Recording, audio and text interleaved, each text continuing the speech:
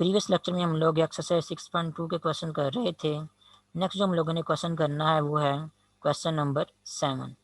Question number 7 में क्या कहते हैं, if the roots of equation A square minus B C into X square plus 2 into B square minus C A into X plus C square minus A B is equal to 0। ये आपके पास एक quadratic equation है। If roots of this quadratic equation are equal then इधर B is equal to 0 और A cube plus B cube plus C cube is equal to 3abc। तो question में ये गिवन दिया गया है, अगर इस क्वाड्रेटिक इक्वेशन के रूट्स आपस में इक्वल हों देन प्रूव करें या तो बी ज़ीरो के इक्वल है या फिर ये इक्वेशन होल्ड करती। ठीक है, तो गिवन हमें क्या दिया गया है, इस क्वाड्रेटिक इक्वेशन के रूट्स आपस में इक्वल हैं। तो क्वाड्रेटिक इक्वेशन के रूट्स आपस में इक्वल हैं, इस कंडीशन को यूज़ करते हुए और ये जानते हुए कि क्वाड्रेटिक इक्वेशन की या किसी भी क्वाड्रेटिक इक्वेशन की रूट्स कब इक्वल होती हैं, उसकी क्राइटेरिया को यूज़ करते हुए हम लोगों ने ये प्रूव करना है कि यहाँ तो बी इज इक्वल टू 0 है या फिर जो क्वेश्चन में हमें इक्वेशन दी गई है वो होल्ड करती है। ठीक है, और किसी भी क्वाड्रेटिक इक्वेशन की रूट्स के बारे में अगर आपने जानना हो तो हम उसके लिए डिस्क्रिमिनेंट का क्राइटेरिया यूज़ करते हैं और उसकी 4 टाइप्स हैं डिस्क्रिमिनेंट की क्राइटेरियाज की।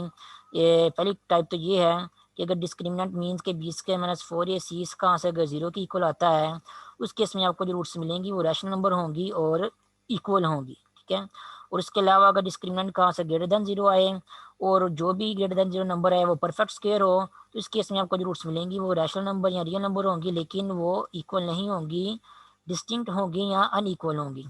और इसी तरह अगर डिस्क्रिमिनेंट का आंसर ग्रेटर देन 0 है तो और उसके साथ साथ आपका जो नंबर ग्रेटर देन 0 आ रहा है डिस्क्रिमिनेंट का आंसर वो परफेक्ट स्क्वायर ना हो, तो उस केस में आपकी जो रूट्स मिलती हैं वो रियल नंबर या इरेशनल नंबर होते हैं और अगेन क्या होती हैं, अनइक्वल होती हैं। ठीक है, और लास्ट केस ये है कि अगर डिस्क्रिमिनेंट का answer less than 0 means negative number है, उस केस में आपकी रूट्स करती हैं वो कम्प्लेक्स नंबर आते हैं।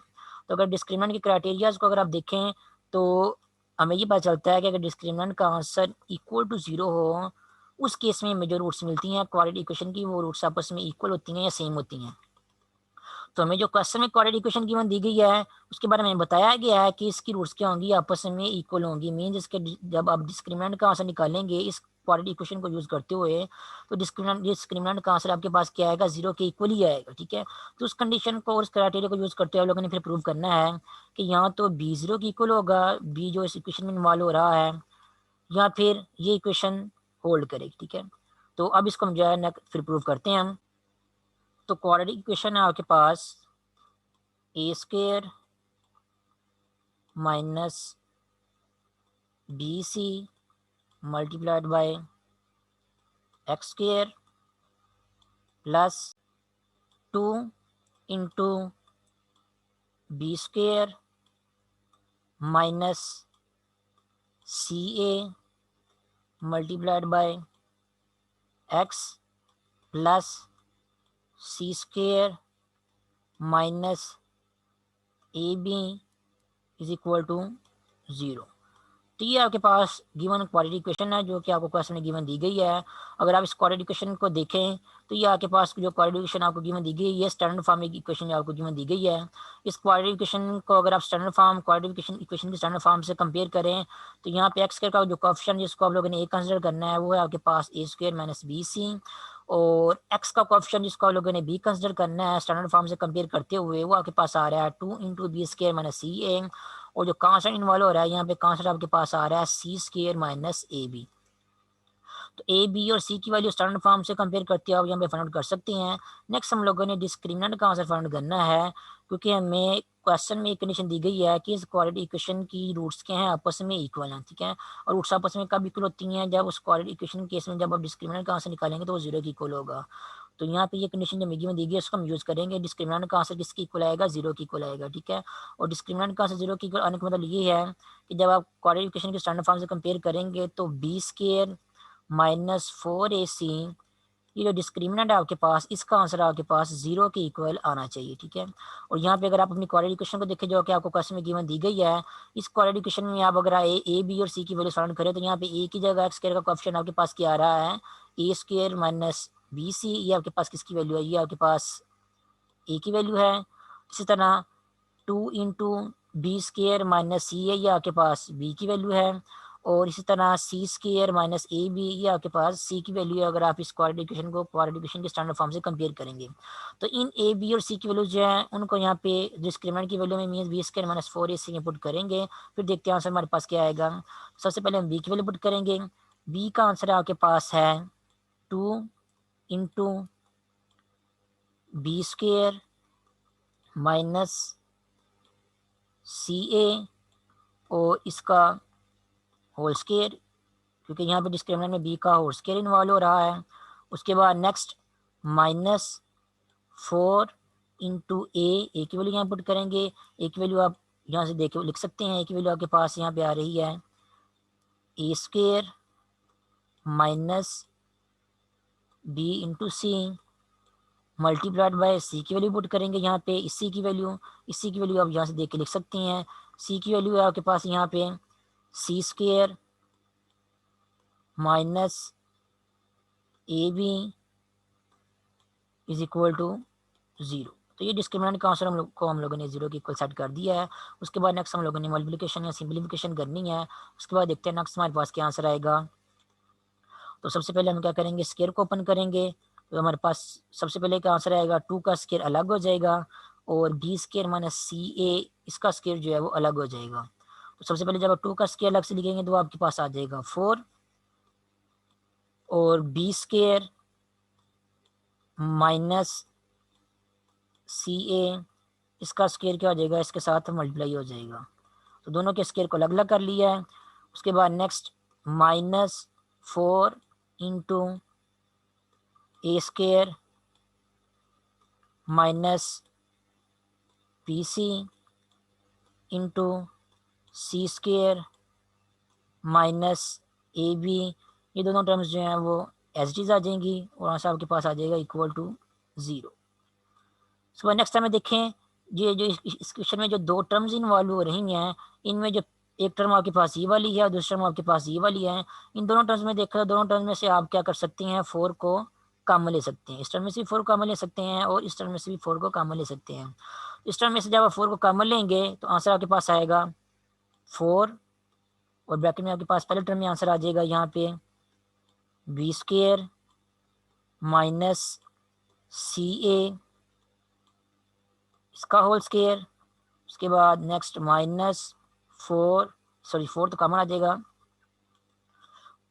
उसके बाद minus A square minus B C into C square minus A B और ये किसके इक्वल आ जाएगा, ब्रैकेट क्लोज होने के बाद ये 0 के इक्वल आ जाएगा। और यहाँ हम देख सकते हैं दो नंबर आपस में मल्टीप्लाई हो रहे हैं और दोनों नंबर को मल्टीप्लाई करने के बाद आंसर आपके पास क्या आ रहा है, 0 के इक्वल आ रहा है। ठीक है, इसका मतलब यहाँ इन दोनों में से कम एक नंबर जो है वो 0 के इक्वल लाजमी है। ठीक है, 4 तो 0 के इक्वल नहीं हो सकता।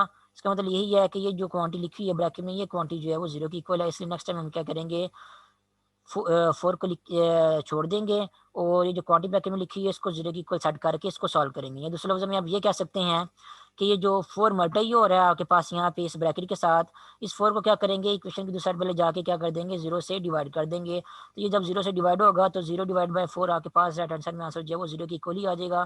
तो 4 राइट हैंड साइड पे जाकर क्या हो जाएगा, वो खत्म हो जाएगा और आपके पास लेफ्ट साइड में सिर्फ क्या बचेगा, यही बचेगा जो आपके पास यहाँ पे ब्रैकेट में लिखा हुआ है। ठीक है, तो ब्रैकेट में यहाँ पे आपके पास क्या लिखा हुआ है, फिर वो फिर हम जो नेक्स्ट टाइम में यहाँ पे लिखते हैं, वो आपके पास आंसर आ रहा है simply B square minus C A इसका होल स्क्वायर।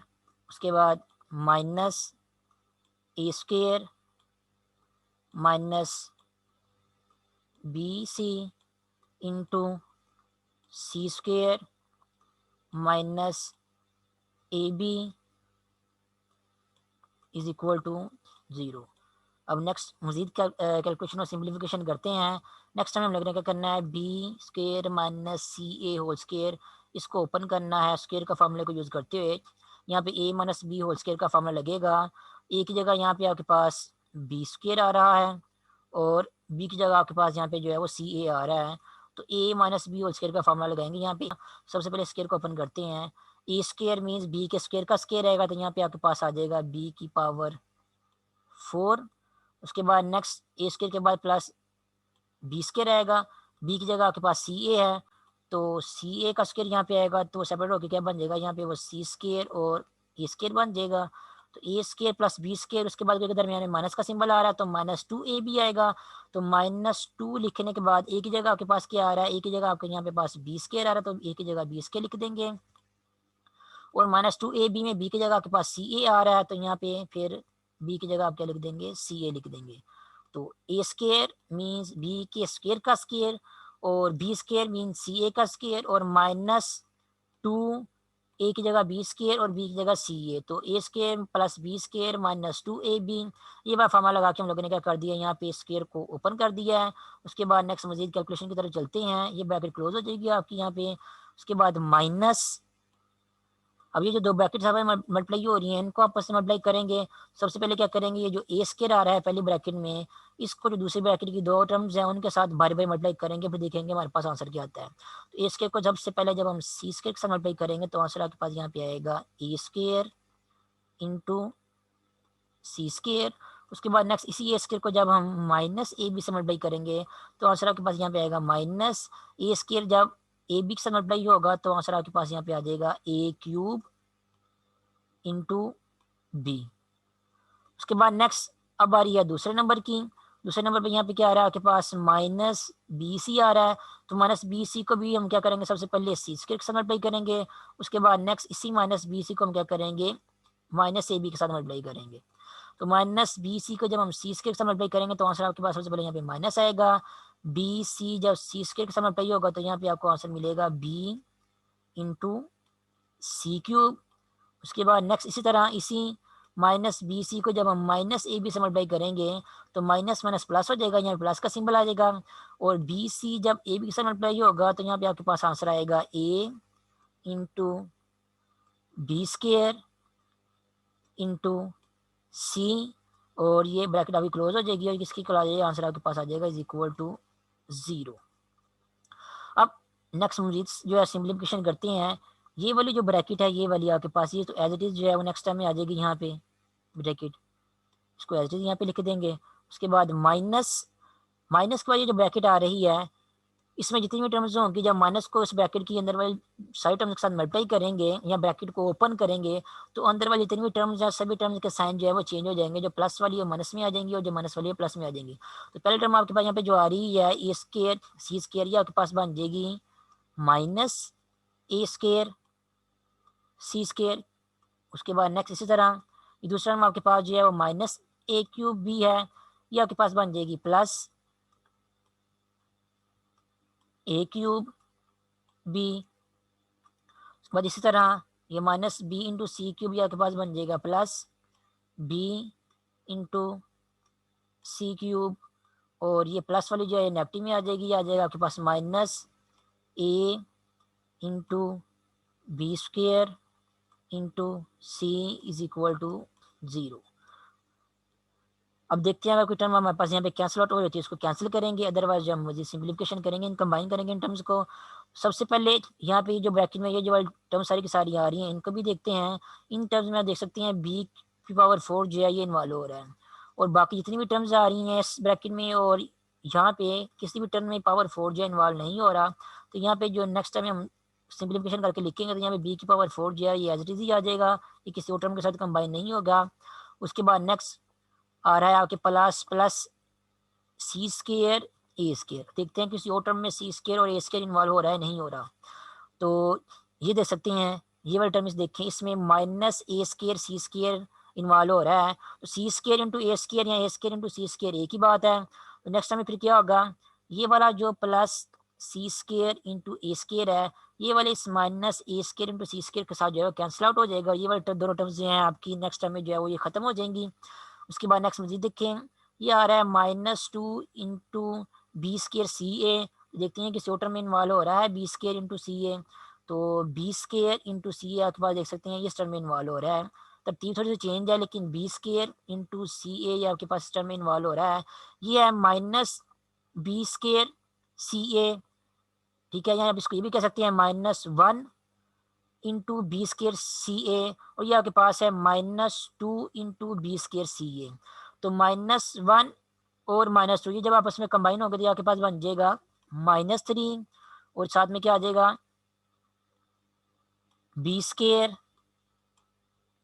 सी ए। ये कैसे लिखा है, ये जो दो टर्म्स हैं, एक टर्म आपके पास जो ये वाली है और दूसरा टर्म आपके पास ये वाली है, इन दोनों टर्म्स को कंबाइन करके लिखा है। इसमें आपके पास -2, उसके बाद बी स्केयर सी ए आ रहा है, उसमें आपके पास जो है -1 इंटू बी स्केयर सी स्केयर आ रहा है। तो -2 और -1 आपके पास जो है -3 बन जाएगा और into B square C A आपके पास जो है वो ऐसे आ जाएगा। तो ये भी टर्म लिख लिया। उसके बाद टर्म्स कौन सी बच गई हैं, उसके बाद सिर्फ आपके पास जो है वो ये वाली दो टर्म्स बच गई हैं।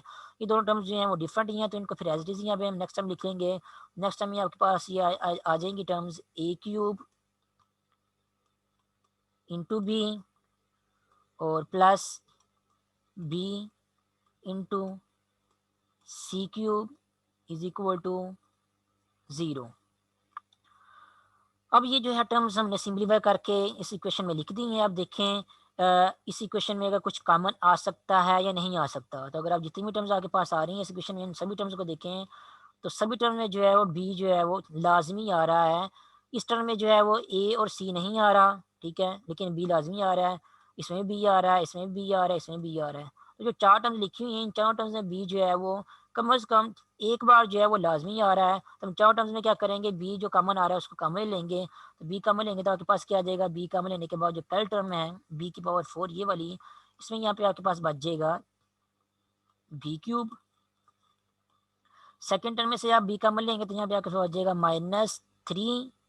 बी स्केयर है तो एक बी कॉमन लेंगे तो एक भी बच जाएगा यहाँ पे। और साथ में क्या है सी ए यहाँ से लिखा हुआ है तो इसको तरतीब के साथ हम लिख सकते हैं ए बी और सी, ठीक है। बी स्केयर में से एक भी कॉमन ले लेंगे तो एक भी बच जाएगा। बाकी सी और ए को भी हम लोगों ने तरतीब चेंज करके ए और बी यहाँ पे लिख दिया है। उसके बाद नेक्स्ट ब्रैकेट का उसके बाद नेक्स्ट प्लस ए क्यूब बी में से भी हम जब बी को कॉमन लेंगे तो यहाँ पे आपके पास आंसर आ जाएगा ए क्यूब और plus B into C cube में से जब हम अगेन बी को कॉमन लेंगे तो यहाँ पे आपके पास आंसर आ जाएगा सी क्यूब। ब्रैकेट क्लोज हो जाएगी और ये किसकी इक्वल आ जाएगा, 0 की इक्वल आ जाएगा। अब यहाँ पे देखें दो टर्म्स आपस में मल्टीप्लाई हो रही हैं और दोनों टर्म्स को मल्टीप्लाई करने के बाद आपका आंसर क्या आ रहा है, आंसर 0 की इक्वल आ रहा है, ठीक है। इसका मतलब यही है कि इन दोनों टर्म में से कम एक टर्म जो है वो लाजमी 0 है, ठीक है। यानी कि या तो बी 0 की इक्वल है जो पहली टर्म है ये वाली जो मल्टीप्लाई हो रही है, या फिर जो दूसरा टर्म मल्टीप्लाई हो रही है यहाँ वो 0 की इक्वल है, ठीक है। दूसरा टर्म आपके पास कौन सी है, मैं तरतीब के साथ यहाँ पे लिखता हूँ। तो यहाँ तो बी 0 की इक्वल है, या फिर ये जो दूसरी टर्म ब्रैकेट में आ रही है और थोड़ी सी तरतीब यहाँ साइड चेंज करते हैं इनकी। दूसरी टर्म में आप ब्रैकेट में आपके पास जो टर्म्स आ रही हैं वो है ए क्यूब, उसके बाद plus B cube plus C cube, उसके बाद ये वाला -3 ABC यहाँ पे क्या आ जाएगा -3 AB C is equal to 0। तो यहाँ तो पहली टर्म यानी कि बी 0 की इक्वल है, यहाँ फिर ये जो दूसरी टर्म है जो कि ब्रैकेट में लिखी हुई थी यहाँ फिर वो क्या है वो 0 की इक्वल है, ठीक है। तो ये जो दूसरी टर्म ब्रैकेट में आ रही है जिसको हमने 0 की इक्वल लिखा है इसको हम मजीद तरतीब चेंज करके लिखे तो इसको हम लिख सकते हैं। यहाँ के पास आंसर आ जाएगा A cube plus B cube plus C cube is equal to 3AB और सी। तो ये क्या किया, ये जो माइनस में आपके पास 3ABC आ रहा था इसको इक्वेशन की जो है वो राइट हैंड साइड में ले गए हैं, वहाँ पे जब ये क्या बन जाएगा वो +3ABC बन जाएगा। तो अब देख सकते हैं हमने हमें जो क्वेश्चन प्रूफ करने के लिए कहा गया था हम लोगों ने जब प्रूफ कर लिया है। क्वेश्चन में हमें ये गिवन दिया गया था कि अगर ये वाली जो क्वाड्रेटिक इक्वेशन है इस क्वाड्रेटिक इक्वेशन की रूट्स आपस में इक्वल हो तो हम लोगों ने प्रूव करना था कि या तो बी 0 की इक्वल है या फिर ये वाली इक्वालिटी जो है वो होल्ड करती है। तो यही जो हमें क्वेश्चन प्रूव करने के लिए कहा था हम लोगों ने प्रूव कर लिया है। यूज़ हम लोगों ने डिस्क्रिमिनेंट की कंडीशन को यूज़ किया है क्योंकि किसी भी क्वाड्रेटिक इक्वेशन की रूट्स हमेशा आपस में इक्वल तब होती हैं जब उस क्वाड्रेटिक इक्वेशन के केस में जो डिस्क्रिमिनेंट होता है उसका आंसर 0 की इक्वल आता है। तो डिस्क्रिमिनेंट के आंसर को 0 की इक्वल सेट किया है। ये जो हमें इक्वेशन मिली है इस इक्वेशन को यूज़ करते हुए इसको सिंप्लीफाई करने के बाद हम लोगों ने प्रूव कर लिया है कि यहाँ तो बी 0 की इक्वल है या फिर ये वाली इक्वेशन जो है वो हमारी होल्ड करती है। तो ये आपका एक्सरसाइज जो 6.2 है उसके क्वेश्चन नंबर 7 का सोल्यूशन। तो ये वाला क्वेश्चन हम लोगों ने जो है वो सॉल्व कर लिया है। ठीक है। उसके बाद इसको सॉल्व करने के बाद आपकी जो एक्सरसाइज 6.2 है वो यहाँ पे ख़त्म हो जाएगी।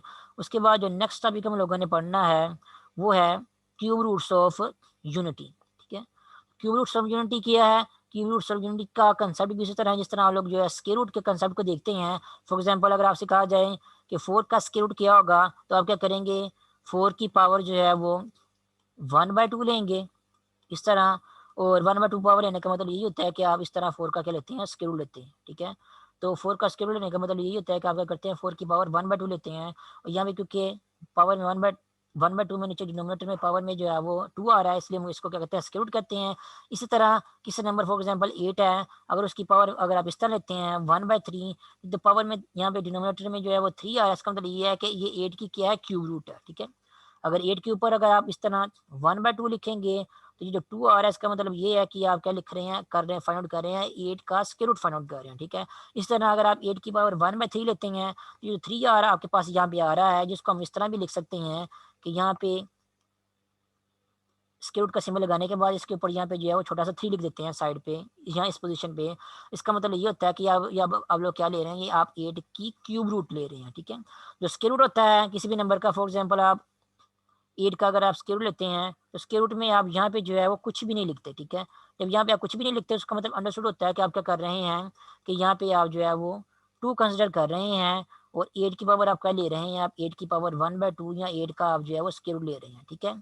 और अगर आपने 8 को स्क्वायर लिखने के बाद अगर आपने यहाँ पे 3 लिख दिया है, तो इसका मतलब ये है कि आप 8 का स्क्वायर रूट नहीं बल्कि आप 8 की क्यूब रूट ले रहे हैं। और इसको हम जो है दूसरे लफ्ज़ों में जो है इस तरह भी लिख सकते हैं, 8 पावर 1/3, ठीक है। और इसी तरह अगर इन जनरल किसी नंबर, कोई भी नंबर 8 हो या कोई और हो, वो लिखने के बाद यहाँ पे अगर आप जो है वो n लिख देते हैं, इसका मतलब ये है कि आप क्या करें, एक्चुअली आप 8 की पावर 1/n फाइंड आउट कर रहे हैं, वो क्या होगी, nth रूट ऑफ 8 होगी, ठीक है।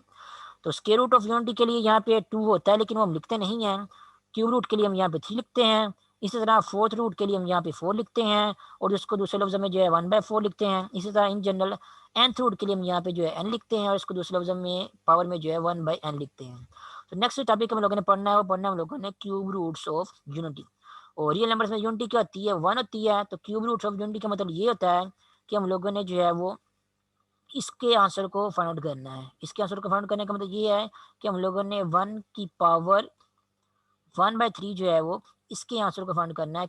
वो कौन कौन से नंबर होंगे जिनका क्यूब लेने से हमें आंसर जो है 1 मिलेगा, ठीक है। फॉर एग्जाम्पल जब आप square root of 4 find out करते हो, तो आपको वो वाले नंबर मिलते हैं, या 4 की पावर 1/2 जब आप फाइंड आउट करते हो, तो आपको वो वाले नंबर मिलते हैं जिनका स्क्वायर लेने से आंसर आपको जो है वो अगेन 2 मिलता है, ठीक है। प्लस और -2, +2 का भी स्क्वायर लेने से आपको 4 मिलता है, और -2 का स्क्वायर लेने से भी आपको 4 मिलता है। तो जब आप 4 का स्क्वायर लेते हैं, तो आपको वो वाले नंबर मिलते हैं जिनकी पावर 2 लेने से या जिनका स्क्वायर लेने से आपको जो है वो ये वाला नंबर 4 जो है मिल जाता है, जिसका आप लोगों ने स्क्वायर रूट फाइंड आउट किया था।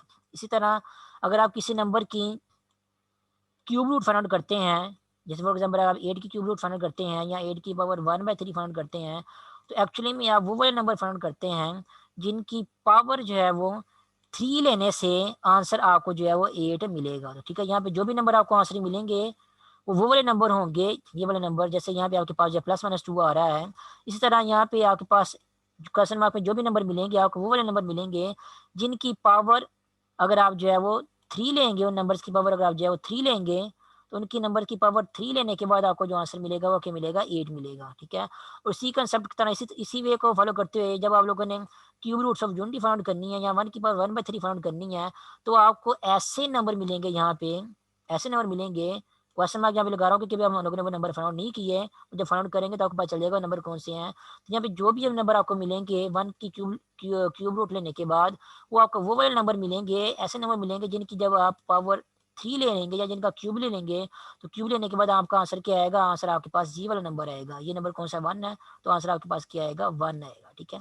तो नेक्स्ट हमारा टॉपिक यहाँ जो है वो यही है कि हम लोगों ने 1 की क्यूब रूट जो है फाइंड करनी है, ठीक है। तो किसी भी नंबर की क्यूब रूट फाइंड करनी हो तो हम क्या करेंगे, उस नंबर की क्यूब रूट को जो है वो x के इक्वल जो है सपोज कर लेंगे, और ये जो इक्वेशन बन जाएगी इसको सिंपलीफाई करेंगे, हमें पता चल जाएगा x की कौन कौन सी वैल्यूज हैं जिनका जो एक्चुअली क्या है 1 की क्यूब रूट है, ठीक है। यहाँ x की कौन कौन सी वैल्यूज हैं जिनका क्यूब लेने से आंसर हमारे पास जो है 1 आता है, एक ही बात है, ठीक है।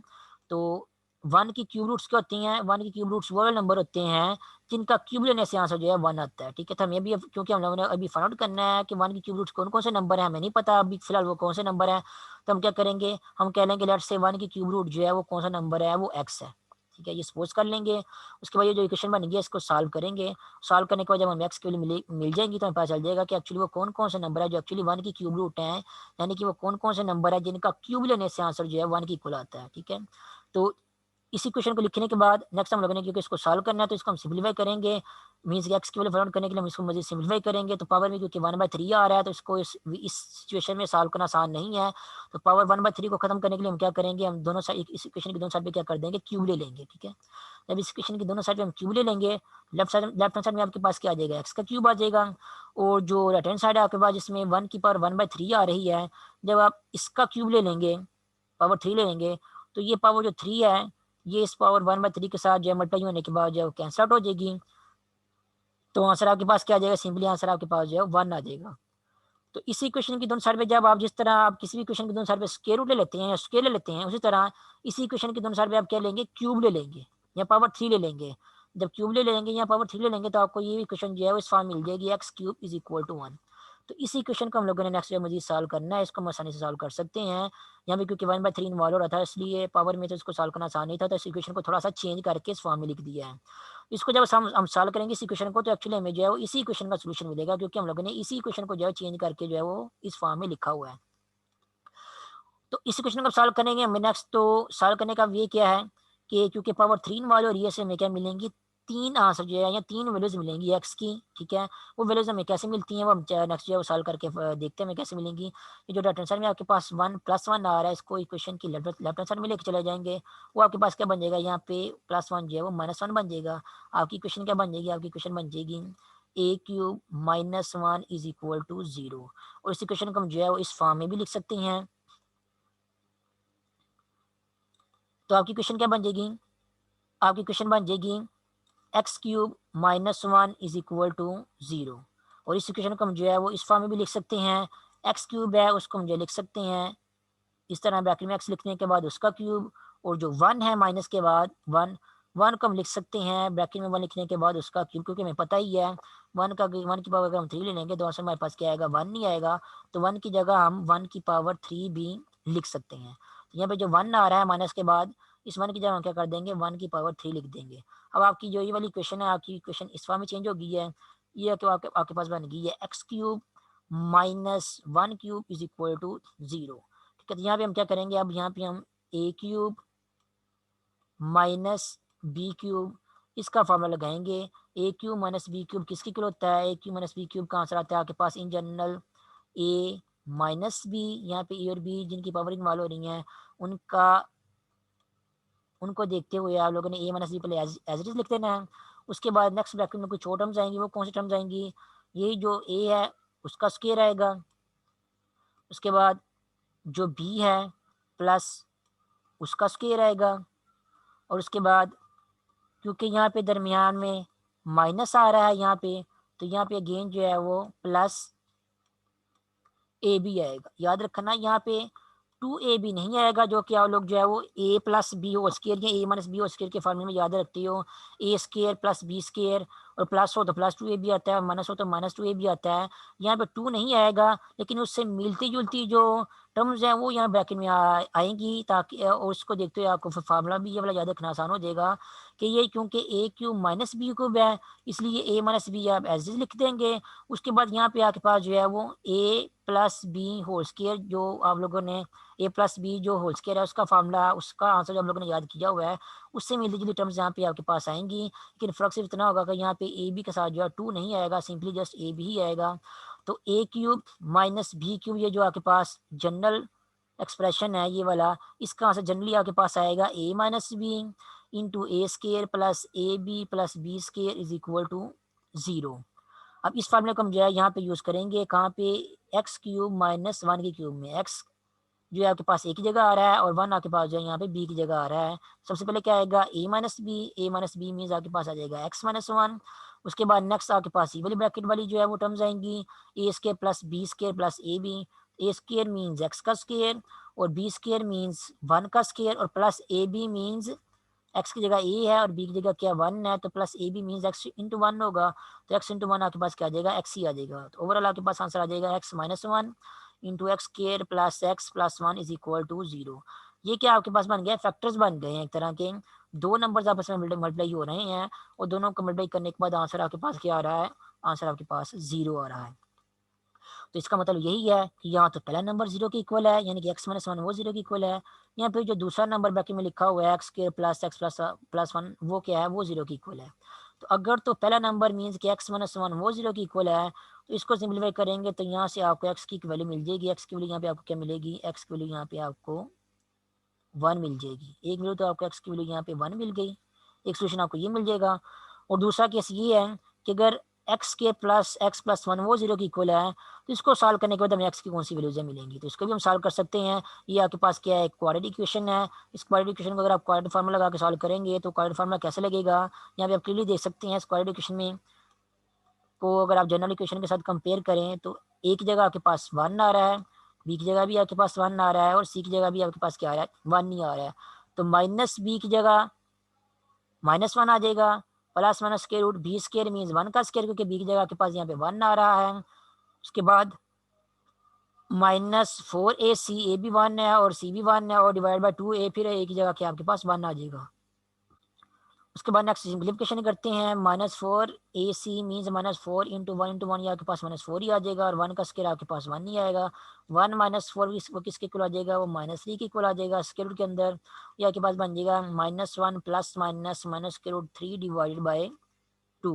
अब क्योंकि स्क्वायर रूट के अंदर ये माइनस आ रहा है तो -1 का स्क्वायर रूट अलग हो जाएगा और 3 का स्क्वायर रूट अलग हो जाएगा, और जो -1 का स्क्वायर रूट अलग हो जाएगा उसको हम क्या कर देंगे, उसको हम एयोटा की इक्वल लिख देंगे, और जो 3 का स्क्वायर रूट है वो हम साथ में क्या आ जाएगा, एस आ जाएगा। यहाँ पे आपके पास बन जाएगा जो -3 स्क्वायर रूट का स्क्वायर रूट है वो आपके पास बन जाएगा 3 का स्क्वायर रूट इंटू अयोटा।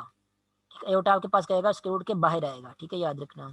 आपको अब जो है दो आंसर एक्स की वैल्यूज हैं कि जो है वो अब यहाँ पे मिल जाएंगे। एक जो है आपको प्लस वाले के साथ आंसर मिलेगा, दूसरा आपको जो है माइनस वाले के साथ आंसर मिलेगा। तो ओवरऑल आपको जो है वो 3 सोल्यूशन जो है वो मिलेंगे जब आप जो है वो इस क्यूब रूट्स ऑफ यूनिटी को वाली इक्वेशन को जो है वो सॉल्व करेंगे, या 1 की क्यूब रूट्स जो है वो फाइंड आउट करेंगे। और 1 की क्यूब रूट्स आपको जो है कितनी मिली हैं, वो 3 मिली हैं। पहली कौन सी है, पहली जो आप लोगों ने इस इक्वेशन से फाइंड आउट की थी एक्स माइनस 1 इक्वल 0 से, पहली आपके पास जो है वो मिल रही है वो 1, ये एक आंसर है आपके पास। और बाकी दो जो है आप लोगों को यहाँ भी मिल रही हैं, एक प्लस के साथ है और एक माइनस के साथ है। तो ये वाली आपके पास यहाँ बन जाएगी -1 plus square root 3 iota divide by 2, और दूसरी आपके पास -1 minus square root 3 into iota divide by 2। तो ये जो तीन आंसर आपके पास मिले हैं ये वाले, इनको हम कहते हैं, ये क्या है, क्यूब रूट्स ऑफ यूनिटी। इनको हम क्यूब रूट्स ऑफ यूनिटी क्यों कहते हैं, क्योंकि आप देख सकते हैं इजीली कि 1 की जब आप क्यूब लेंगे तो 1 का क्यूब ले लेंगे तो आंसर आपके पास क्या आ जाएगा, 1 आ जाएगा। ठीक है, मीन्स आपको एक ऐसा नंबर मिलेगा जिसका क्यूब लेने से आंसर 1 आता है। इसी तरह ये जो बाकी दो नंबर है ये वाले जो कि एक्चुअली कम्प्लेक्स नंबर हैं, इनका भी अगर आप जो है क्यूब लेंगे तो क्यूब लेने के बाद इनका भी आंसर आपके पास क्या आएगा, 1 नहीं आएगा। ये भी मैं आपको जो है वो नेक्स्ट लेक्चर में जो है वो फाइंड आउट करके बता दूंगा कि 1 का क्यूब लेने के बाद आंसर 1 आता है। ये तो मुझे करवाने की जरूरत नहीं है, या आप लोगों को पहले से पता है। लेकिन जो बाकी दो रूट्स आपके पास आ रही हैं ये वाली जो कि क्यूब रूट्स ऑफ यूनिटी हैं, इनका भी क्यूब लेने से आंसर हमारे पास क्या आएगा, वो 1 ही आएगा। वो क्यों 1 ही आएगा, क्योंकि यार देखिए हमने ये रूट्स कैसे फाइंड आउट किए हैं, ये रूट्स हम लोगों ने इसी इक्वेशन को कह लें या फिर इस इक्वेशन को सॉल्व करके जो है वो ये रूट्स फाइंड आउट किए हैं। जब भी आप किसी इक्वेशन को सॉल्व करके आंसर फाइंड आउट करते हैं, रूट्स फाइंड आउट करते हैं, तो रूट्स क्या करती हैं, वो उन रूट्स में क्या खास बात होती है, उन रूट्स में ये खास बात होती है कि वो रूट्स जो है वो उसी इक्वेशन को सेटिस्फाई करती हैं जिन इक्वेशन को सॉल्व करके आप लोगों ने वो रूट्स जो है फाइंड आउट की हुई होती हैं। ठीक है, तो जो 3 आंसर आपको मिले हैं, या कहने के जो 3 रूट्स मिली हैं आपको, या 3 जो सोल्यूशन मिले हैं आपको, ये 3 सोल्यूशन जो है वो इस इक्वेशन को सॉल्व करने के बाद मिले हैं, इसलिए ये तीनों सोल्यूशन जो है इस इक्वेशन को लाजमी सेटिस्फाई करेंगे। ठीक है, इस इक्वेशन को सेटिस्फाई करने का मतलब ये है कि इन रूट्स को या इन आंसर को अगर आप जो है यहाँ पे इस इक्वेशन में एक्स की जगह पुट करेंगे, तो एक्स की जगह करेंगे तो आपके पास क्या इक्वेशन बन जाएगी, आपके पास ब्रैकेट में कोई ना कोई नंबर आएगा, उसका क्यूब आएगा, और ये किसके इक्वल बनेगा, ये आपके पास 1 के इक्वल बन जाएगा। तो यहाँ पे ब्रैकेट में अगर आप 1 रखेंगे तभी आंसर आपके पास जो है 1 के इक्वल आएगा। इसी तरह अगर आप ब्रैकेट में ये वाला नंबर रखेंगे -1 plus square root 3 iota divide by 2, अगर ये वाला नंबर जो है आप यहाँ पे ब्रैकेट में रखेंगे तो उस केस में भी जो है वो आपके पास जो है आंसर 1 के इक्वल आएगा। इसी तरह अगर ये आप ये वाला नंबर रखेंगे -1 माइनस के रूट 3 अयोटा डिवाइड बाय 2, अगर इसको आप ब्रैकेट में रखेंगे और क्यूब लेने के बाद जो है सॉल्व करेंगे तो उस केस में भी आपका आंसर जो है 1 के इक्वल ही आएगा। ठीक है, तो जिस भी इक्वेशन को सॉल्व करके आप रूट्स निकालते हैं वो रूट्स या सॉल्यूशन जो है उस इक्वेशन को लाजमी सेटिस्फाई करते हैं। यूनो रूट्स में जो है वो ये खास बात पाई जाती है कि जिस इक्वेशन को सॉल्व करके आप लोगों ने वो रूट्स निकालनी है, उस इक्वेशन में जो भी कंडीशन आपको मेंशन की हुई है वो रूट्स उस कंडीशन को जो है वो सेटिस्फाई करती हैं। ठीक है, इस क्वेश्चन में क्या कंडीशन है कि एक्स का क्यूब 1 के इक्वल है। ठीक है, तो इसका मतलब यही है कि जो रूट्स है इसमें भी ये खास बात पाई जाएगी कि इन रूट्स का जब आप क्यूब लेंगे तो उनका आंसर भी 1 के इक्वल ही आएगा। तो इसका बाकायदा प्रूफ जो है वो मैं आप लोगों को जो है वो नेक्स्ट लेक्चर में जो है वो करके बताऊंगा, ताकि आप लोगों को मजीद छोटी इसकी हो सके और अच्छे तरीके से समझ आ सके कि बाकी ये आपके पास ये जो 3 आंसर मिले हैं ये एक्चुअली क्या है। तीनों आंसर क्या है, क्यूब रूट्स ऑफ यूनिटी हैं। मींस इन तीनों आंसर में जितने भी आपको जो भी 3 नंबर मिले हैं, इन तीनों नंबर्स का जब आप क्यूब ले लेंगे तो क्यूब लेने के बाद आपका आंसर क्या आएगा, वो 1 के इक्वल ही आएगा। ठीक है, उसके बाद नेक्स्ट हम लोगों ने ये करना है कि इन क्यूब रूट्स ऑफ यूनिटी में क्या क्या खास बात पाई जाती हैं, इन क्यूब रूट्स ऑफ यूनिटी की जो है वो प्रॉपर्टीज कौन कौन सी हैं। ठीक है, तो दो तीन प्रॉपर्टीज हैं क्यूब रूट्स ऑफ यूनिटी की, वो फिर हम जो है वो नेक्स्ट मीटिंग में करेंगे। अभी की मीटिंग के लिए जो है वो इतना ही काफ़ी है।